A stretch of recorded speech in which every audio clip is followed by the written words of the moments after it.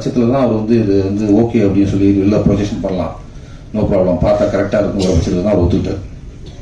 ஏன்னா இது வந்து ஒரு தடவை தான் பண்ணிட்டு நம்ம போயிடலாம், திருப்பி இன்னொரு தடவை பண்ணலாம், இன்னொரு தடவை பண்ணலாங்கிற விஷயம் கிடையாது. இது ஒரு தடவை பண்ணுறோம், அதை ஒழுங்காக பண்ணால் மட்டும்தான் இன்னொரு தடவை பண்ண முடியுங்கிற விஷயம் இது. அதனால அந்த ஒரு தடவையாக ஒழுங்காக பண்ணிடணும்னு நான் நினச்சேன். அதை நான் வந்து சரியாக வந்து பயன்படுத்தின்னு நினைக்கிறேன். ட்ரெய்லர் பார்த்துருப்பீங்க, பாடல்கள் பார்த்துருப்பீங்க, சரியாக வந்திருக்கும் நம்புகிறோம். சரியாக வந்திருக்கு. அது மக்களாகிய நீங்கள் தான் பார்த்துட்டு பெரிய ரெஸ்பான்சிபிள் பண்ணீங்க, நம்பிக்கை இருக்குது, நம்பிக்கை பண்ணோம். இந்த பார்த்தீங்கன்னா இந்த கதையோட நாட் பார்த்தீங்கன்னா 1947 பார்த்தீங்கன்னா சுதந்திரம் அடைந்ததுக்கு அப்புறம் 1947 சுதந்திரம் வந்துச்சுன்னு சொல்கிறாங்க. நான் என்ன அதை நம்பலன்னு வச்சுங்களேன். சுதந்திரம் வந்துருச்சு. அதுக்கப்புறம் மிராசுகள் சில ஜமீன்தார்களோட கையில் ஆதிக்கம் இருந்ததாக சொல்லப்படுது. என்னோட கேள்விதான் எனக்கு. அதனால சொல்லப்படுது. நான் படித்ததை வச்சு நான் சொல்கிறேன். சில மிராசுகள் சில ஜமீன்தாரோட கையில் அந்த ஆதிக்கம் இருந்துச்சு. அப்படி இருக்கிற பட்சத்தில் வந்து பெண்கள் அடிமைப்படுத்தப்பட்டாங்க. பெண்கள் அடிமைப்படுத்தப்பட்டது மட்டும் இல்லாமல் நிறைய விஷயங்களுக்குள்ளார பெண்களை முடக்க பார்த்தாங்க. இதுதான் இதுக்குள்ளதான் நீங்க இருக்கணும், இதுக்கு மீறி போகக்கூடாது, போனாக்கா சாமி கண்ணை குத்திருங்கிற அளவுக்கு கொண்டு போய்விட்டாங்க. அதை வந்து சில முன்னோர்கள்லாம் வந்து மாற்றி அமைச்சாங்க. சில அரசியல் அமைப்பெல்லாம் வந்து மாற்றி அமைச்சது. சில முற்போக்கு சிந்தனைகள் வந்தது, மாற்றி அமைச்சது. அதுக்கப்புறம் சில சட்டங்கள் வந்துச்சு, திருத்தத்துக்கு சட்டங்கள் வந்துச்சு. இன்னைய வரையும் சட்டங்கள் வந்தாலும், முற்போக்கையாளர்கள் வந்தாலும், யாரு வந்தாலும், எது வந்தாலும் நடப்பவை நடந்து கொண்டே இருக்கிறது. ட்ரெயின்ல வந்து இன்னைக்கு ஓடிட்டு இருக்க ட்ரெயின்ல வந்து செயின்ஸ் கம்பி பண்ணிட்டு அறுத்து போட்டு போறாங்க. அது மாதிரி பாத்தீங்கன்னா ரேப்பிங் நடக்குது. சின்ன குழந்தை, அந்த குழந்தைய பாலியல் வன்கொடுமை பண்றாங்க. கிட்டத்தட்ட 40 பொண்ணு 50 பொண்ணை ஒரு கோயில்ல ரேப் பண்ணாத சொல்லப்படுது. இது எல்லாமே சொல் கேள்விக்கிறதோட பார்க்கும் போதும் கேட்கும் போதும் மனசு அதிருது. அதோட விளைவு தான் இந்த இறைவன் விழிகள். இந்த இறைவன் விழிகள்ல நான் என்ன சொல்லணும்னு நினைச்சனோ அதை ரொம்ப தெளிவாகவும் தீர்க்கமாகவும் சொல்லியிருக்கேன். இந்த சமுதாயத்துக்கு என்னால என்ன முடியும் அதை நான் வந்து ரொம்ப சீராகவும் நேராகவும் நான் பதிவு பண்ணிருக்க நம்புறேன். வந்திருக்க அனைவருக்கும் என்னோட மனமார்ந்த மீண்டும் நன்றி. ஊடகவியல் பத்திரிகை நண்பர்களுக்கும் என்னோட மனமார்ந்த நன்றி. என்னோட மூச்சே நீங்க தான். இந்த படத்தை எப்படியா முடி போய் சேருங்க. நன்றி, வணக்கம். முக்கியமான ஹீரோ மறந்துட்டேன். நம்ம மியூசிக் டைரக்டர் வந்து மறந்துட்டேன். அவர் வந்து மியூசிக்ல வந்து புலி அப்படின்னு சொன்னா வந்து மிகையாகாது. என்ன பண்ணுவாருன்னா காலைல 6 மணிக்கு வேணும்னு சொல்லிட்டு 11 மணிக்கு ஸ்டுடியோ வருவாரு. 5 மணி நேரம் நான் உட்காந்துருப்பேன். அவ்வளோ சீக்கிரம் வந்து உட்கார மாட்டார். உட்காந்துட்டாருன்னா வாசி தெரிவிடுவார். அது மாதிரி நல்ல ஒரு மனிதர். 2 மணி நேரம் 3 மணி நேரம் ஒர்க் பண்ணாலும் ரொம்ப தெளிவா ரொம்ப கண்ணியமா ஒர்க் பண்ணக்கூடிய ஒரு அழகான ஒரு அற்புதமான இசையை கொடுத்துருக்காரு இந்த படத்துல. ரொம்ப ரொம்ப ரொம்ப ரொம்ப மனசுக்கு நெருக்கமான இசையை கொடுத்துருக்காரு. நான் என்ன கேட்கிறேனோ அதை கொடுப்பாரு. என்ன சொல்ல வரணும் அதை கொடுப்பாரு. நான் போன்ல ஜஸ்ட் சொல்லிட்டு நான் போறதுக்குள்ளார லிரிக்கல் எழுதி கொடுத்துருவாப்ல. அரவிந்த் அக்ரம் அவ்வளோ அழகா பண்ணியிருந்தாங்க. அது மாதிரி கேமராமேன் பாஸ்கரன் வந்து இப்படி கையை எடுத்து இப்படி வச்சுட்டாருன்னு சொன்னாக்கா அது இப்படிதான் பார்ப்பாரு. ஆங்கில் இப்படி பார்த்துட்டு டே யோ இது பாரு சரியா இருப்பாரு போகல அப்படிம்பாரு. போலன்னா அது அவ்வளோ உயரம் இருக்கு எப்படின்னா போறது. ரொம்ப காட்டுக்குள்ள போனா அப்படிதான் வாங்கினார். இது ஏற்காடு ஷூட்ல வந்து மேல போறதுக்கு வண்டியெல்லாம் கிடையாது. அது நடத்தான் போகணும். வெள்ளிமலைங்கிற ஒரு ஏரியாவில் போனோம். அது பொருளாதார மேலே போகிறதுலாம் வண்டியெல்லாம் கிடையாது. இதோட சுவாரஸ்யம் என்னன்னா கேமராமேன் ஒரு வேலை பண்ண சொல்லிட்டவா சொல்லிடுறேன். என்ன பண்ணாங்கன்னா ஜீவானா வந்திருக்காருன்னு தெரியல. இங்கே தான் இப்போ இது ஃபைட் மாஸ்டர் ஜீவானா. அவங்க என்ன பண்ணிட்டாங்க, ரோப்பு போட்டாங்க. எனக்கு ரோப்பு போட்டு ஒரு 80 அடி இருக்கும்ல, 80 அடி இருக்கும் உயரம். சிசர் மனோரமா கூட இருந்தார். 80 அடி உயரத்துல ரோப் போட்டாங்க.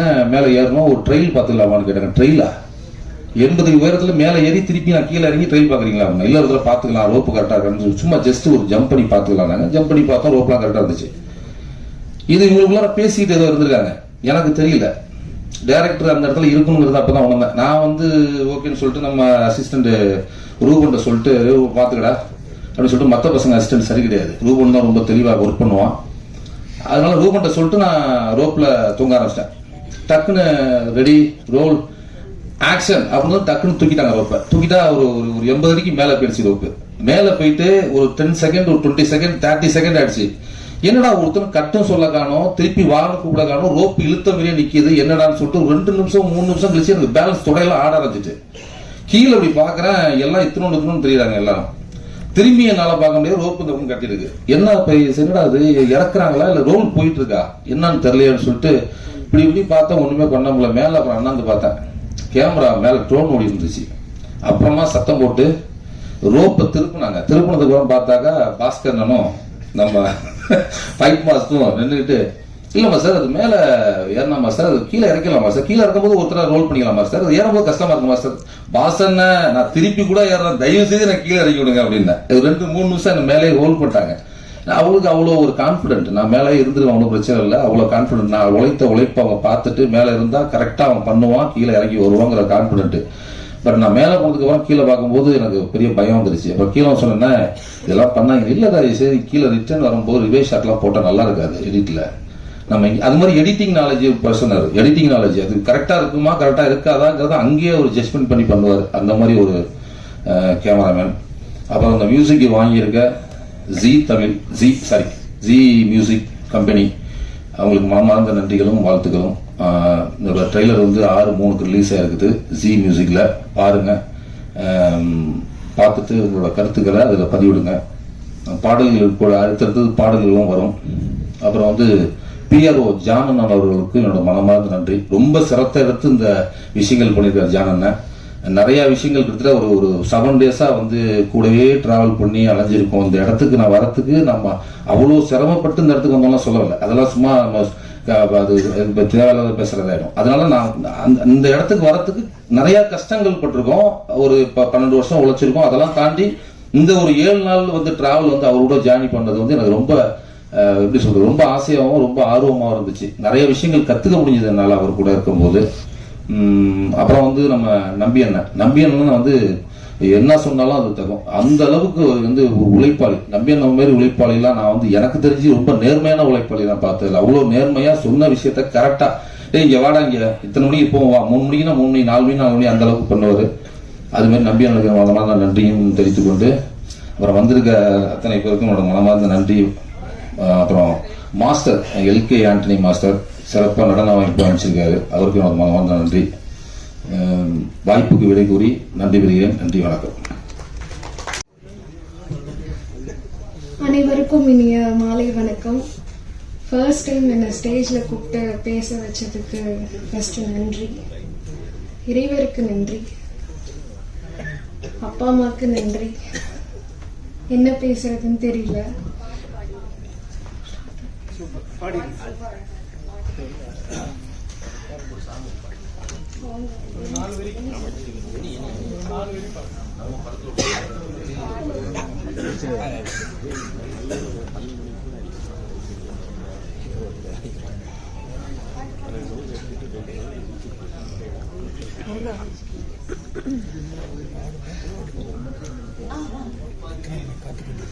இந்த வாய்ப்பை எனக்கு கொடுத்த mister Azharuddin sir, music director of இரவின் வெளியிடல், அவருக்கு நன்றி சொல்லிக்கிறேன். அப்புறம் என்னோட ஃப்ரெண்ட்ஸ், ஃபேமிலி, வெல்விஷர்ஸ்லாம் வந்திருக்காங்க, அவங்களுக்கும் மிகப்பெரிய நன்றி. ஸோ 4 வார்த்தை நான் பாடிடுறேன். உனக்கு ஒன்று சொல்ல தோணுது எனக்கு, ரெண்டு மனசு சேர துடிக்குது அதுக்கு, 3 முடிச்ச பாடு கதவை மூடு, கட்டிலும் கொஞ்சம் வைக்கப்பட்டு சிரிக்கும், 4 பேரு வெளிய சத்தத்தை கேட்டு காத புத்தி கமுக்கமா படுக்கும். நன்றி. அனைவருக்கும் இனிய மாலை வணக்கம். என்ன பேசுறதுன்னு தெரியல, சொன்ன மாதிரி ரொம்ப நன்றி. அசருதீன் ப்ரோவுக்கு இந்த சாங் வந்து ஆக்சுவலி நான் பாடின சாங் பார்த்தீங்கன்னா இந்த படத்துக்கும் கொஞ்சம் அவுட் ஆஃப் ஜானர் மாதிரி இருக்கும், ஒரு ஸ்டைலான ஒரு சாங்காக கொடுத்துருக்காரு இந்த படத்தில். அந்த பாட்டுக்கு வந்து ரொம்ப ரொம்ப நன்றி. ரொம்ப ஒரு ப்ராமிசிங்கான மியூசிக் டைரக்டர் அவர். என்னன்னா சாங் ரெக்கார்ட் பண்ணும்போது பார்த்தீங்கன்னா எல்லாம் உட்காந்துட்டு அப்படியே பாடிட்டு இருப்போம், சைடில் ரெக்கார்ட் பண்ணிட்டு இருப்பாங்க. சார் வந்து பார்த்தீங்கன்னா எழுந்து நின்றுவார், பாட்டு ரெக்கார்ட் பண்ணி ஃபுல்லாக முடிக்கிற வரைக்கும் உட்காரவே மாட்டார். அதே மாதிரி நின்றுட்டாருன்னா இப்படி கண்ணை முடிக்குவார், பாட்டு போகிற வரைக்கும் அது ஃபுல் கான்சன்ட்ரேஷன் அப்படியே இருக்கும் அவருக்கு. அந்த பாட்டு அவ்வளோ பர்ஃபெக்ஷனாக வந்து ஒரு சாங்கும் ஒரு லைனும் டியூனில் வந்து அவ்வளோ ஒரு பர்ஃபெக்ஷனாக வந்து ஒர்க் பண்ணார். ரொம்ப நன்றி. அண்ட் வந்து இந்த லிரிசிஸ்ட் அக்ரம் சார் அவர்களுக்கும், அவரும் வந்து ரொம்ப கூடவே இருந்து இந்த சாங் வந்து எப்படி இன்னும் எமோட் பண்ணி எப்படி பாடுறது அந்த மேட்டர்லாம் வந்து நிறைய சொல்லி கொடுத்தாங்க பக்கத்துலேயே இருந்து. ஸோ எல்லாருக்குமே ரொம்ப நன்றி, படக்குழுவினருக்கும் ரொம்ப நன்றி. Thank you so much.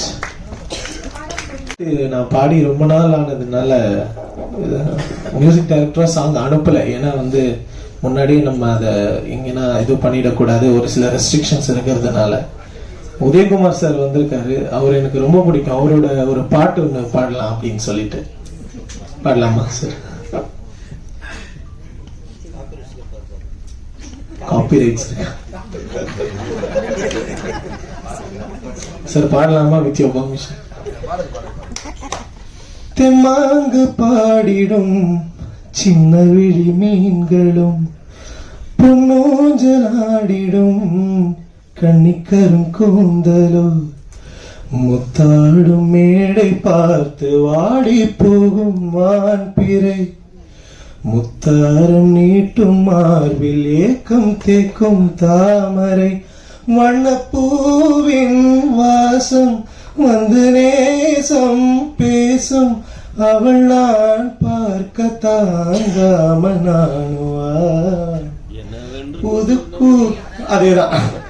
என்னவென்று சொல்வதுமா ரஞ்சி அவள் பேரதை சொல்ல மொழியிலையம்மா கொஞ்சி வரும் தேரதை அந்தி மஞ்சள் நீரத்தவளை என் நெஞ்சில் நிலைத்தவளை நான் என்னென்று சொல்வேனோ அதை எப்படி சொல்வேனோ அவள் நானும்.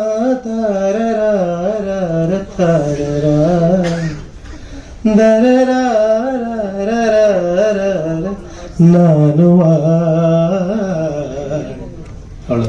தேங்க்யூ. முதல்ல வந்து உதயகுமார் சார் இருக்கும்போது என்ன பாடல் ஆசிரியர்னு சொல்றதே ரொம்ப ஒரு பெருமையா தான் நான் பாக்குறேன். இரவின் விழிகள் இதுல மொத்தம் 5 பாட்டுக்கும் 5 விதமான பேக் ஸ்டோரிஸ் இருக்கும். படத்துல இல்ல, எனக்கும் மியூசிக் டைரக்டருக்கும் நம்ம டைரக்டர் சாருக்கும் 5 விதமான பேக் ஸ்டோரிஸ் இருக்கு. இதுல அவரோட நம்பிக்கை வந்து எந்த அளவுக்கு அப்படின்னா, என் பேரு வந்து அக்ரம், அவர் பேர் வந்து அசார். இவர் எங்கள்கிட்ட முதல்ல கேட்ட பாட்டு வந்து வாடா கருப்பா. எப்படி அதை நம்பினாரு, நாங்க வந்து அதை நல்ல விதமா கொடுப்போம்னு தெரிஞ்சாரு. It's was like a big research. ஒரு பெரிய ரிசர்ச்சுக்கு அப்புறமா அந்த வாடா கருப்பா வந்து நாங்க வந்து எடுத்து சொன்னீங்க, கேட்டிருப்பீங்கன்னு நினைக்கிறேன். அதே மாதிரி எங்களுக்கு ஒரு சின்ன ஹேபிட் இருக்கு, எனக்கும் அசார் ப்ரோக்கும். ஒன்ஸ் வந்து அந்த சாங் கம்ப்ளீட் ஆனதுக்கு அப்புறம் டிராப்ட் வாய்ஸ் வந்து நான் தான் கொடுப்பேன். நான் ஒரு பெரிய சிங்கர்னு நினைச்சுக்கிட்டு நானா கொடுத்துருவேன். ஒன்ஸ் வந்து அது அங்கேருந்து ஸ்டூடியோ போகும்போது மகாலிங்கம் சார் இப்ப வர முடியல, மகாலிங்கம் சார் வந்து அந்த பாட்டோட ஃபர்ஸ்ட் லைன் வந்து ஸ்டார்ட் பண்ணாங்க. அதோட முடிஞ்சிருச்சு. நான் டே இனிமே நீ வாழ்க்கையில பாடாதரா, தயவு செஞ்சு பாடாத, சார் மாதிரி வாய்ஸ்லாம் இருக்கும்போது நீ பாடிடாதான்னு சொல்லிட்டு அதுக்கப்புறம் அந்த டிராப்ட் கொடுக்குற பழக்கத்தையே நான் விட்டுட்டேன். செகண்ட் வந்து மகேந்திரன் சார் ஒரு டைம் சாரா இருப்பாரு, இன்னொரு டைம் ப்ரோவா இருப்பாரு, எங்களோட கேர்டேக்கர். ஸோ மோராலஸ் நான் இந்த இதுல தனிப்பட்டு யாருக்கும் தேங்க்ஸ் சொல்ல விரும்பல. we are all team here. So இறுதியாக உங்களிடம் வந்து இரவின் விழிகள் உங்க கைக்கு வந்திருக்கு. எல்லாரும் நல்ல விதமா ஆதரவு கொடுக்கணும்னு வேண்டிக்கிறேன். தேங்க்யூ.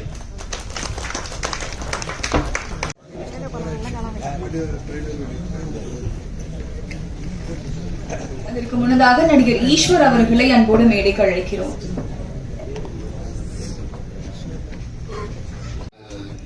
இரவின் விழிகள் ஒரு நல்ல ஒரு சைக்கோ த்ரில்லர் ஜானரில் ஒரு அருமையான படமாக உருவாக்கப்பட்டிருக்கு.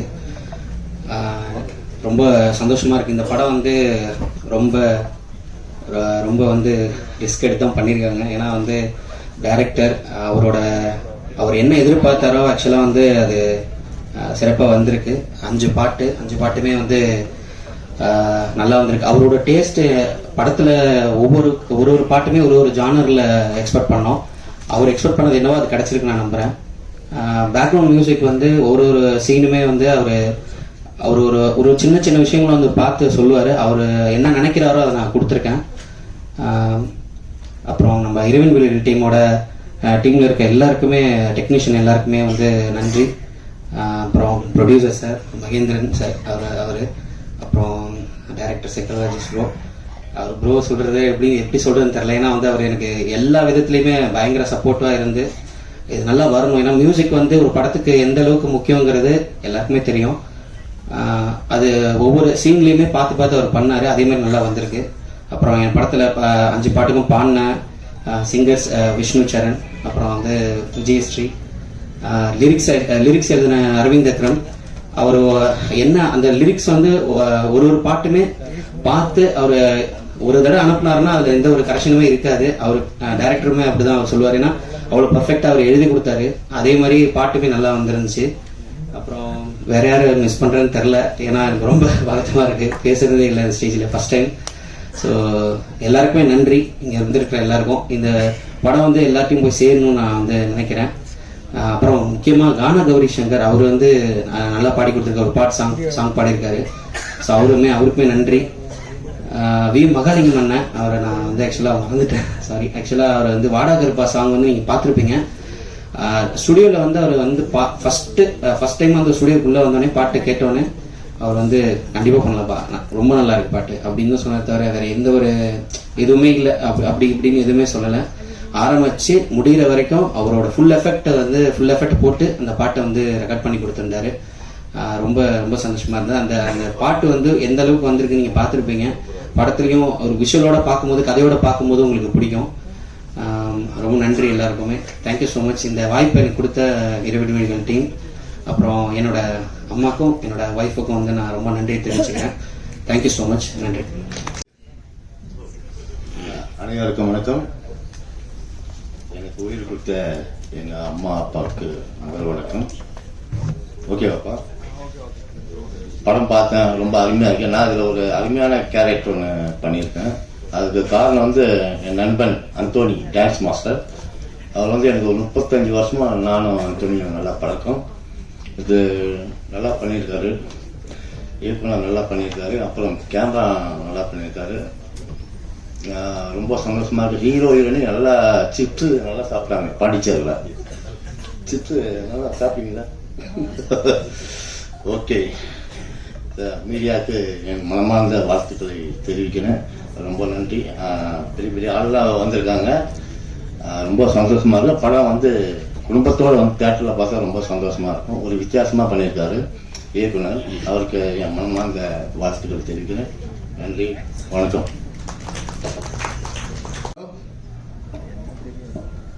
இந்த படத்தில் எனக்கு ஒரு சாங் தான் முதல்ல கொடுத்தாங்க. என்ன டைரக்டருக்கு எனக்கு பெருசாக அறிமுகம் இல்லை. ஃபைட் மாஸ்டர் சரவணன் அவர் அறிமுகப்படுத்தி வச்சார். ஒரு சாங் பண்ணேன், அது பிடிச்சி போயிட்டு அடுத்த சாங் கொடுத்தாங்க. அந்த சாங்கும் நல்லா பண்ணேன். இப்படியே 4 சாங்கும் நானே கோரியோகிராஃப் பண்ணுறதுக்கு எனக்கு வாய்ப்பு கொடுத்த இயக்குனர் ராஜேஷ் சார் அவர்களுக்கு ரொம்ப நன்றி. தயாரிப்பாளர் மகேந்திரன் சார் அவர்களுக்கும் ரொம்ப நன்றி. எனக்கு வந்து இது வேணும் அது வேணும் அது வேணும் அப்படிலாம் கேட்கல. நான் கேட்கறதுக்கு முன்னாடி அவங்களே எல்லா வசதிகளும் செஞ்சு கொடுத்தாங்க. அதுக்காக தயாரிப்பாளருக்கு ரொம்ப ரொம்ப நன்றி சொல்றேன். அவரே கதாநாயகனா நடிச்சாரு. அவரை ஆட வைக்கிறதுக்கு எக்ஸ்ட்ரா சம்பளம் கொடுத்தாங்க. எனக்கு எக்ஸ்ட்ரா சம்பளம் கொடுத்தாங்க. அதுக்காக ரொம்ப நன்றி. பாருங்க, இப்போ பார்க்கறதுக்கு அவர் அப்படி சாதாரணமாக இருக்கும். ஸ்க்ரீனில் பாருங்க, செம்மையாக பர்ஃபார்ம் பண்ணியிருப்பார்.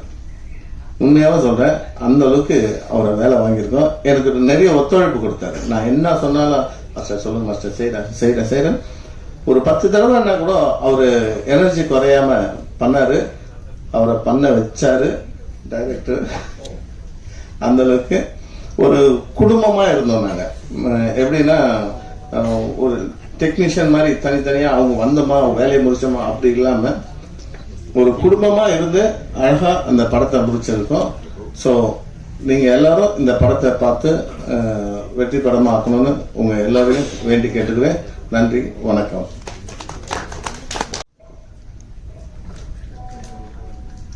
அனைவருக்கும் நான் பேசும்போது நானே என்ன பேசுறது தெரியாம வந்துங்க. இந்த படத்தோட கதையை வந்து என்கிட்ட டைரக்டர் சொன்னாரு. சொல்லும்போது வேற ஒரு ப்ரொடக்ஷன்ல நடிக்கிறதுக்கு தான் என்ன கூப்பிட்டாரு.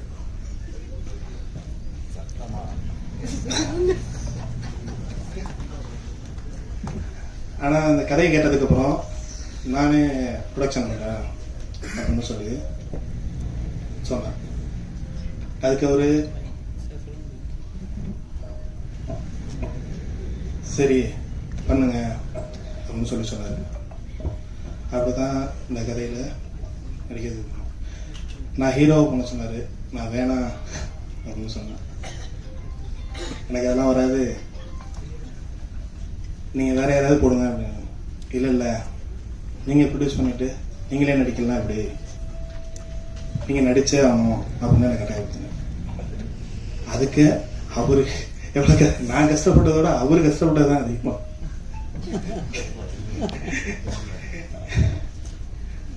என்னை ரொம்ப கஷ்டப்பட்டு நடிக்க வச்சு,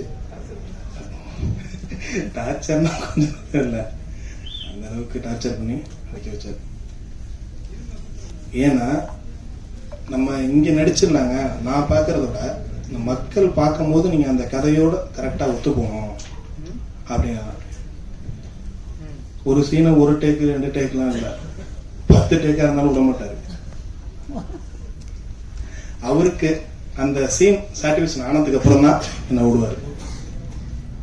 ஒரு நாள் காலையில் 6 மணிக்கு ஸ்டார்ட் ஆகி மதியானம் 12 மணி வரைக்கும் விடல, காலை சாப்பாடு கூட சாப்பிட விடல. அந்த மாதிரிலாம் ஷூட்டிங் முடிஞ்சு. இந்த படம் வந்து மக்களுக்காக ஒரு விழிப்புணர்வு படமா இருக்குன்னா இந்த படம் எடுக்கப்பட்டது. இந்த படம் வந்து ஒரு விதையா விதைக்கப்பட்டு அவர் என்கிட்ட சொல்ல முடிஞ்சு. அதுக்கப்புறம் என்னால் முடிஞ்ச அளவு அதை செடியாக்கிடுறேன். அதை நீங்கள்லாம் சேர்ந்து அதை மரமாக்கி அதில் கருத்துங்கிற பழமான சாப்பிட்றதுக்கு உறுதுணையாக இருக்குன்னு சொல்லிடுவேன்.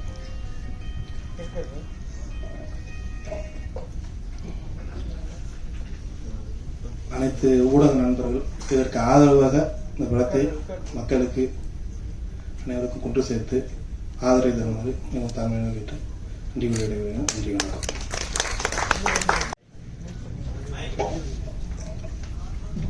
எல்லாருக்கும் வணக்கம்.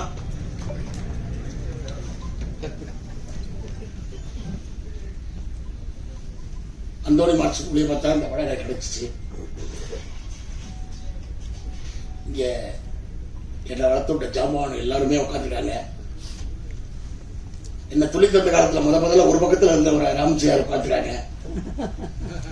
என்னை வந்து ஒரு சாதாரண ஆபீஸ் பாயா ப்ரொடக்ஷனா இருந்த என்ன இன்னைக்கு ஒரு 350 படம் 400 படம் நான் வர காரகத்தை முதலாளியாகிய நீங்க முன்னாடி பார்த்துருக்கீங்க. நீங்க தான் என்னை வளர்த்து ஒரு சாதாரண பழனிசாமியா இருந்த என்ன சிசர்மனாரை வளர்த்து இன்னைக்கு இந்த அளவுக்கு பெருசாகி கொண்டது நீங்க தான். இந்த படத்துல ஒரு அருமையான கேரக்டர் அந்தோணி மார்க்ஸ் மூலியமா கிடைச்சு டைரக்டர் பேசினாங்க. ஒரு 25 நாள் வேணும்னு சொன்னாங்க. வெள்ளிமலை போனோம். டைரக்டர் இந்த மாதிரி எத்தனை படம் ஒர்க் பண்ணாருன்னு தெரியல. நம்ம சினிமாவில் எல்லாம் ஊறிட்டு தான் இருக்கு. நம்ம பார்க்காத வேலை இல்லை, அவ்வளோ வேலையை பார்த்து வந்துருக்கோம். கிட்டத்தட்ட ஒரு 24 படத்தை 15 நாள்ல இதை வந்து அதாவது உட்கார விட மாட்டார். ஒரு அருமையான கதை.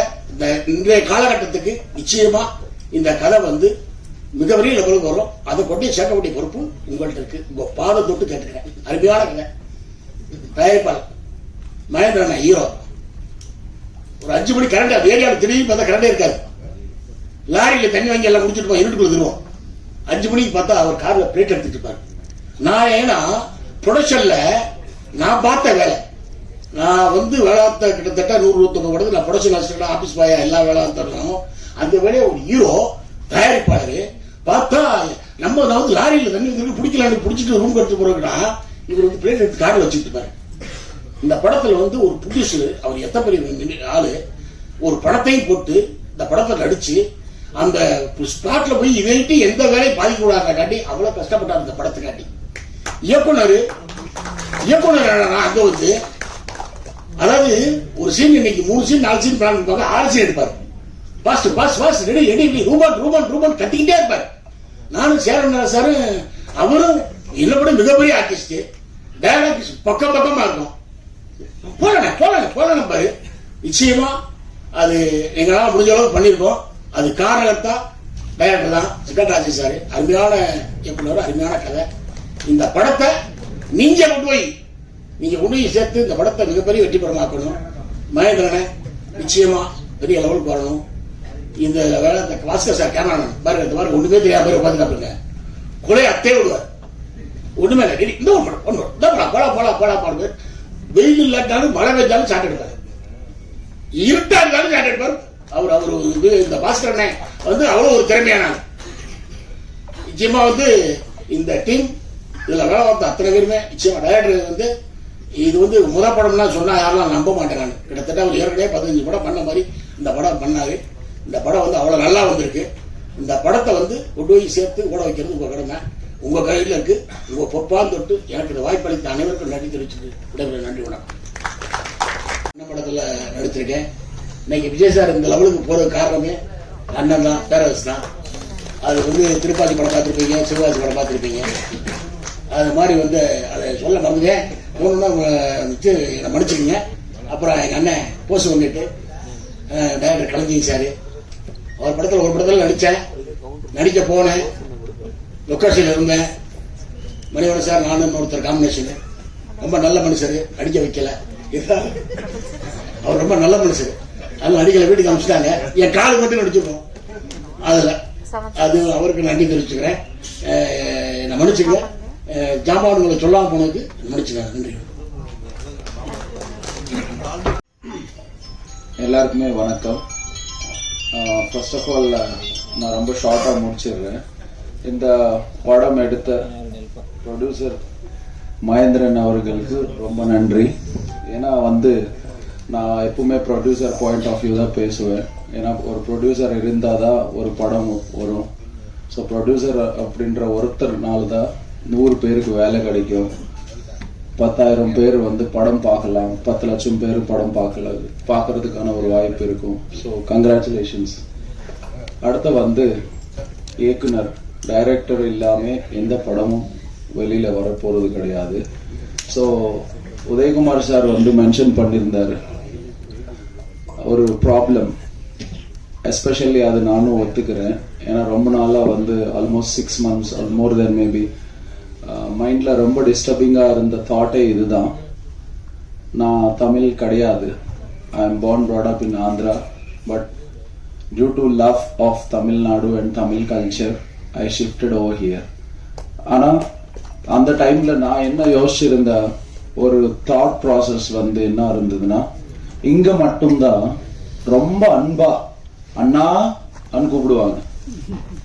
இது வந்து இப்போ இல்லை, ரொம்ப பாஸ்ட்ல இருந்து இருந்த கல்ச்சர். அப்போ Telugu industry separate, Tamil industry separate கிடையாது. அது ஒரு பாசத்தோட அண்ணா அக்கா அண்ணான்றது வந்து ரொம்ப பாசமா இருந்தது. அதோட வேல்யூ, அதோட டெப்த் ஆஃப் ஆரிஜின் வந்து ரொம்ப ஸ்ட்ராங்கா இருந்துச்சு. இப்பவும் பார்த்தா எல்லாம் ப்ரோவா மாறிச்சு. ஸோ இது எதுக்கு சொல்ல வரேன்னா, தமிழ்நாட்டில் வந்து கல்ச்சர் அண்ட் சினிமா வந்து ஒரு பாட்டா இருந்தது. ஒரு உலக சினிமாவே பார்க்கக்கூடிய அளவுக்கு இருந்துச்சு. இப்போ என்னோட பாயிண்ட் ஆஃப் வியூல வந்து we are lagging. அதுக்கு ரீசன் யாருன்னு பார்த்தா நம்ம தான். ஏன்னா ஒரு சினிமாக்கு நான் தயாரிப்பாளராக இருக்கலாம், 2வது சினிமாக்கு நானும் ஒரு ஆடியன்ஸ் தான். ஸோ ஒரு ஆடியன்ஸ் மைண்ட் செட் இப்போ எப்படி இருக்குது அப்படின்றது எனக்கு புரியல. ஆக்சுவலி உதயகுமார் சார் மென்ஷன் பண்ணி போன மாதிரி நானும் யோசிச்சுட்டு இருந்தேன். ஓகே, புஷ்பா மாதிரி மூவிஸ் வந்தாதான் ஆடியன்ஸ் பார்ப்பாங்களா, இல்ல பாகுபலி மாதிரி வந்தாதான் பார்ப்பாங்களா அப்படின்ட்டு. ஆனா அதர் ஸ்டேட்ஸ்ல, எல்லா லாங்குவேஜஸ்ல எல்லா மூவிஸுக்கும் ஓரளவுக்கு கான்பிடென்டா போயிட்டு இருக்கு. ஈவன் லாஸ்ட் வீக் வந்து ரொம்ப சின்ன படங்கள் தான் தெலுங்குல ரிலீஸ் ஆயிருக்கு, பயங்கர ஹிட். ஆனா இங்க வந்து அந்த சென்ஸ் ஆஃப் அக்செப்டன்ஸே வந்து இல்லாம போகுது. அது வந்து நாங்க சரியா எடுக்கலையா, இல்ல நாங்க உங்களோட எக்ஸ்பெக்டேஷன்ஸ்க்கு வந்து ஃபுல்ஃபில் பண்ணலையா என்னன்றது அந்த கொஸ்டின் மார்க்குக்கு வந்து நீங்க தெளிவா பதில் சொல்லுங்க. ஏன்னா நம்ம கிட்ட ஒரு மீடியம் இருக்குது, கம்யூனிகேஷன். முன்னாடி மாதிரி ஒரு மீடியம் இல்லாம இல்லை. ஸோ ஏன்னா இந்த டீம் வந்து ரொம்ப ஹார்ட் ஒர்க் பண்ணி ஒரு பேஷனேட்டான ஒரு ப்ராஜெக்ட் பண்ணி, ஏன்னா ஒரு ப்ராஜெக்ட் வந்து ஒரு ஹில் ஸ்டேஷன்ஸ்ல போய் பண்றது ரொம்ப டிஃபிகல்ட் டாஸ்க். நாங்க 2-3 ப்ராஜெக்ட்ஸ் பண்ணியிருந்தோம். அங்கே cast and crew technical camera equipments எல்லாம் மூவ் பண்ணி எடுத்துக்கு வர்றது ரொம்ப கஷ்டம். So I pledge all the audience of Tamil cinema, do come to theaters, வாங்க பாருங்க கொண்டாடுங்க என்ஜாய் பண்ணுங்க.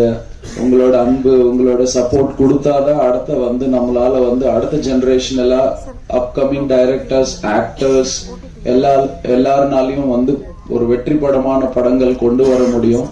So I wish all the best to this entire team, cost, editors, technicians, cameramen, all the best, wishing you good luck. நன்றி, வணக்கம்.